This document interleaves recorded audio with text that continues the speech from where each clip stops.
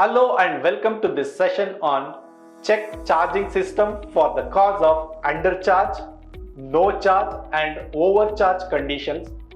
Let's start with this topic. On completion of this exercise, the trainees should understand how the battery charging indicator works during ignition. Trainees should examine and replace charging circuit fuse and indication light. Trainees should set up and utilize a multimeter to measure battery voltage within range. Tools and materials required: trainees toolkit, multimeter, a motor vehicle, gloves, banyan cloth, emery sheet as required, cleaning solvent as required.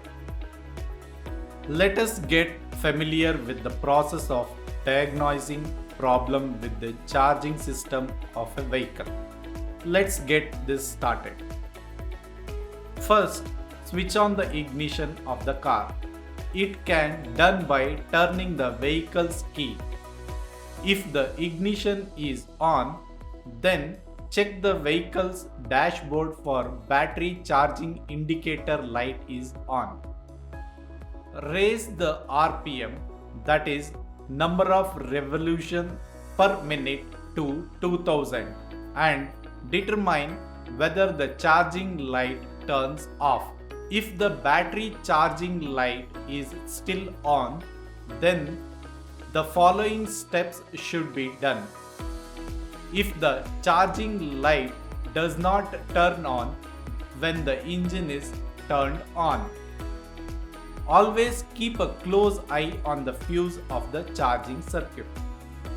If the fuse is functioning properly, that is, it is not damaged or broken, then check the condition of the charging indication bulb. In case if the bulb is fused or damaged, then replace the bulb. Make sure the connections are secure and not loose. In case if it is loose, tighten them. Conduct a thorough inspection of the wire to identify any frayed insulation or any other physical damage. These kinds of issues can be solved by using insulation tape or changing the wire. Till now, we have discussed the remedies for charging light is not on even after starting the engine. Next, let us discuss about the charging indicator light does not turn off while the engine is functioning. The remedies are as follows. When checking the drive belt, it is essential to ensure that the appropriate amount of tension is present, because the loosened drive belt will have a less contact on the alternator pulley, resulting in no power generation or less power generation. If all these remedies do not work, then check the battery's wire connections. Then the fuse needs to be examined, and if there is no issues with the fuse, then the multimeter needs to be attached to the terminals of the battery to check the battery's voltage. The multimeter's voltage is set to be measured in the range of 6 volt to 60 volt. It is necessary to check the battery's voltage while starting the engine. A voltage that falls within the range of 14.2 to 14.8 volts indicates that the charging system is operating properly. If the voltage is less than 14.2, that indicates there is a problem in the charging circuit or the alternator. Start the engine and check for the squealing sounds.